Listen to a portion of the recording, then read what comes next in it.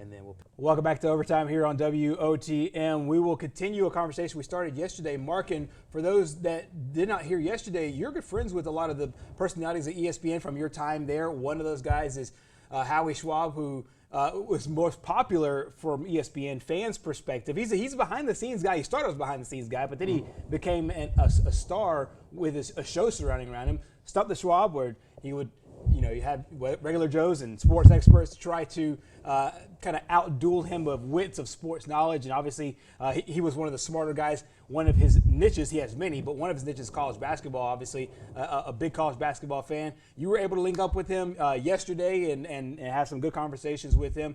For those that weren't here yesterday, talk about your background with him from your days at ESPN. Yeah, Howie, I met when I first got to ESPN as a guy that was the original researcher, started in 1979. A guy that's seen just about everything you could imagine. But Howie, the thing that always stands out about Howie is professionalism. He knows what to do in every situation. He had answers for everything. Calm, very nice, and knew how to get what people asked for before they asked for it. He kind of knew what you wanted before you asked for it.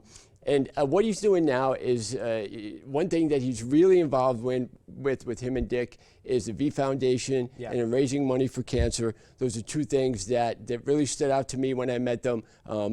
Going back, I was Dick Vitale's first Make-A-Wish child, so I've always had a kind of special relationship with him, and Howie was still great friends with him. So Howie was a lot of the events. I got to know Howie really well, and still Howie knows things so well, and he describes things so well, and as you'll see with this segment, just a great guy to talk to, and you always get more knowledgeable when you talk to him about everything. He kind of helped me on how to prepare, on how to be professional, and on really what to look for in games to find those unique notes, and he has a bunch of them. Exactly. He helps really clarify the story.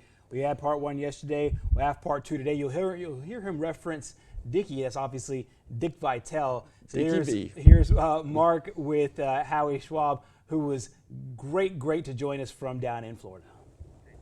We talked about, I know you had told me, you and Dick had talked about people thinking Gonzaga was tired coming off their loss with UCLA because they had played so hard. But you made a great point of mentioning some other teams that was in that same position that came out and played well in their championship game. Well, Dick and I both have said that, it's a two-game scenario, the Final Four, where you're going to have a short turnaround. And you look at Virginia, when they won the national title, they beat Auburn by a point in the semifinal. You had North Carolina beating Oregon by a point before they beat Gonzaga in 2017. Connecticut beat Kentucky by a point before beating Butler in the final. You have to be prepared. You have to be ready. For those who say it was physically difficult because the UCLA game was a tough game, it went overtime. Hey, Baylor was lucky enough to destroy Houston, rest some players late in the game, and had an advantage, I guess. But I mean, Gonzaga lost the game because Baylor was the better team. The 2006 game with Gus Johnson, Heartbreak City, with UCLA and Adam Morrison, that was one of my favorite endings. We got to see a rivalry again. And I know they had played 2015 where Gonzaga got them back, but that was on my mind when I was watching that game the other day. I thought about that too for a minute because that was craziness. We were doing Sports Center, and the game ended, and we went right to Sports Center after that, and it was bedlam that night. It was a hell of a game, but that's the beauty of college basketball. You have so many great memories of some great games over the years. Immediately after that shot by Suggs, people brought up Chris Jenkins against Carolina. People brought up Christian Laettner. Some people brought up Bryce Drew. I mean, you name it. It's just, that's half the fun, the memories of college sports. I want to get to where people can find you now because, there isn't a guy that knows more about sports alive. Maybe you and Keith Lipscomb can battle it out. To answer your question, I do a podcast now with Dick Hoops Weiss, the Hall of Fame writers called Hoops and Howie. Mm-hmm. You can find that on a number of places, including Apple Podcasts. And I'm still working with Dickie V. And life is good. Howie Schwab, once known of Stump the Schwab, of that Stump the Schwab fame, where that's where a lot of people know you of. Yeah, I remember watching that show. This guy knew everything. It's great to see you, Howie. And it was funny for me to seeing how you would react during those shows, because I know you and your demeanor is so nice and so kind. To see you kind of intimidating some of the other the opponents, I always thought was hysterical. And you got to do it with Stuart Scott, who Stuart was the best. Yeah, Howie, I can't thank you enough for doing this. I love you. Thanks again, and keep in touch. Thank you for calling me today. My pleasure. We'll again, thank you very much. Say hi to Dick, okay? Will do, and thank God we got through the season. Yeah, it was a crazy season at times, but college basketball fans had to be happy that we had a tournament. We had some great plays, great performances, and happy the season's over, to be honest.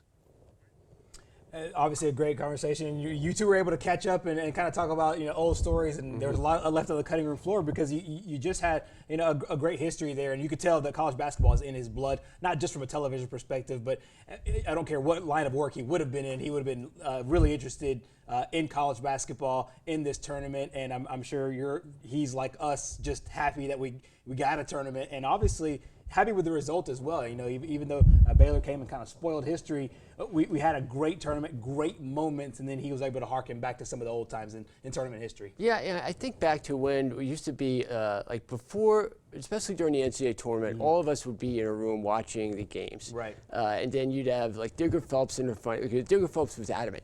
Nobody but talent in the front row. Right. So it was like him, Dick, and if you dare to sit there, Digger would give you an earful. But Digger was a great guy too.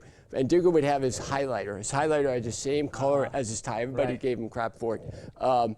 And just the conversations that would go on in there. You had Fowler in there. You had Felica in there, because Felica used to come over from college football and do college basketball. And then you'd have guys coming in and out, guys from the research room just coming in and laughing, telling jokes, everything. It was great to be around those guys during that time of year. Championship week was a special time.